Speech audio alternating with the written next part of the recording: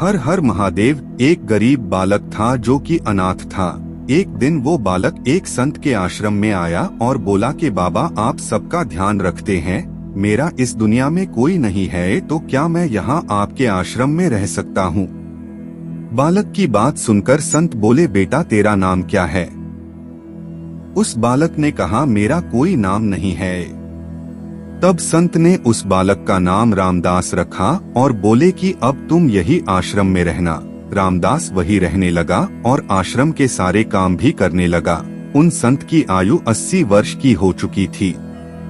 एक दिन वो अपने शिष्यों से बोले कि मुझे तीर्थ यात्रा पर जाना है, तुम में से कौन कौन मेरे साथ चलेगा और कौन कौन आश्रम में रुकेगा? संत की बात सुनकर सारे शिष्य बोले कि हम आपके साथ चलेंगे, क्योंकि उनको पता था कि यहाँ आश्रम में रुकेंगे तो सारा काम करना पड़ेगा। इसलिए सभी बोले कि हम तो आपके साथ तीर्थ यात्रा पर चलेंगे। अब संत सोच में पड़ गए कि किसे साथ ले जाएं और किसे नहीं, क्योंकि आश्रम पर किसी का रुकना भी जरूरी था। बालक रामदास संत के पास आया और बोला, बाबा अगर आपको ठीक लगे तो मैं यही आश्रम पर रुक जाता हूँ। संत ने कहा, ठीक है, पर तुझे काम करना पड़ेगा।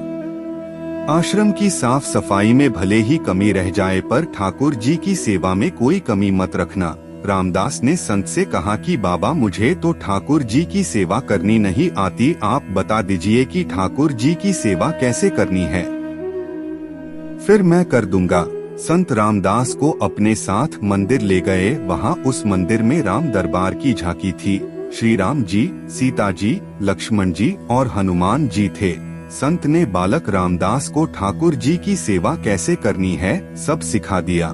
रामदास ने गुरु जी से कहा कि बाबा मेरा इनसे रिश्ता क्या होगा ये भी बता दो, क्योंकि अगर रिश्ता पता चल जाए तो सेवा करने में आनंद आएगा। उन संत ने बालक रामदास कहा कि तू कहता था ना कि मेरा कोई नहीं है, तो आज से ये राम जी और सीता जी तेरे माता पिता है। रामदास ने साथ में खड़े लक्ष्मण जी को देखकर कहा, अच्छा बाबा, और ये जो पास में खड़े हैं वो कौन है? संत ने कहा, ये तेरे चाचा जी है। और हनुमान जी के लिए कहा कि ये तेरे बड़े भैया है। रामदास सब समझ गया और फिर उनकी सेवा करने लगा। संत शिष्यों के साथ यात्रा पर चले गए। आज सेवा का पहला दिन था। रामदास ने सुबह उठकर स्नान किया और भिक्षा मांगकर लाया और फिर भोजन तैयार किया। फिर भगवान को भोग लगाने के लिए मंदिर आया। रामदास ने श्री राम, सीता, लक्ष्मण और हनुमान जी आगे एक एक थाली रख दी और बोला, अब पहले आप खाओ फिर मैं भी खाऊंगा।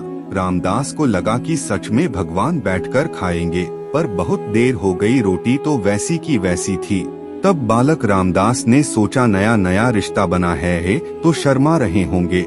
रामदास ने पर्दा लगा दिया। बाद में खोलकर देखा तब भी खाना वैसे का वैसा पड़ा था। अब तो रामदास रोने लगा कि मुझसे सेवा में कोई गलती हो गई, इसलिए खाना नहीं खा रहे हैं, और ये नहीं खाएंगे तो मैं भी नहीं खाऊंगा और मैं भूख से मर जाऊंगा, इसलिए मैं तो अब पहाड़ से कूदकर ही मर जाऊंगा। रामदास मरने के लिए निकल जाता है। तब भगवान राम जी हनुमान जी को कहते हैं, हनुमान जाओ उस बालक को लेकर आओ और बालक से कहो कि हम खाना खाने के लिए तैयार हैं। हनुमान जी जाते हैं और रामदास कूदने ही वाला होता है कि हनुमान जी पीछे से पकड़ लेते हैं और बोलते हैं, क्या कर रहे हो? रामदास कहता है, आप कौन? हनुमान जी कहते हैं, मैं तेरा भैया हूँ, इतनी जल्दी भूल गए। रामदास कहता है, अब आए हो? इतनी देर से वहाँ बोल रहा था कि खाना खा लो, तब आए नहीं, अब क्यों आ गए? तब हनुमान जी बोले, पिताश्री का आदेश है, अब हम सब साथ बैठकर खाना खाएंगे। फिर राम जी, सीता जी, लक्ष्मण जी, हनुमान जी साक्षात बैठकर भोजन करते हैं। इसी तरह रामदास रोज उनकी सेवा करता और भोजन करता।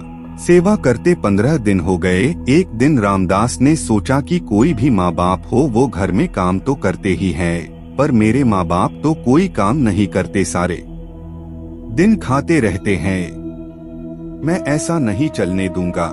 रामदास मंदिर जाता है और कहता है, पिताजी कुछ बात करनी है आपसे। राम जी कहते हैं, बोल बेटा क्या बात है? रामदास कहता है कि अब से मैं अकेले काम नहीं करूंगा, आप सबको भी काम करना पड़ेगा। आप तो बस सारा दिन खाते रहते हो और मैं काम करता रहता हूँ, अब से ऐसा नहीं होगा। राम जी कहते हैं तो फिर बताओ बेटा हमें क्या काम करना है। रामदास ने कहा माता जी सीता जी अब से रसोई आपके हवाले, और चाचा जी लक्ष्मण जी आप सब्जी तोड़कर लाओगे, और भैया जी हनुमान जी आप लकड़ियां लाएंगे, और पिताजी राम जी आप पत्तल बनाओगे। सबने कहा ठीक है। अब सभी साथ मिलकर काम करते हुए एक परिवार की तरह सब साथ रहने लगे। एक दिन वो संत तीर्थ यात्रा से लौटे तो सीधा मंदिर में गए और देखा कि मंदिर से प्रतिमाएं गायब है। संत ने सोचा कहीं रामदास ने प्रतिमा बेच तो नहीं दी। संत ने रामदास को बुलाया और पूछा भगवान कहाँ गए। रामदास भी अकड़कर बोला कि मुझे क्या पता, रसोई में कहीं काम कर रहे होंगे। संत बोले ये क्या बोल रहा।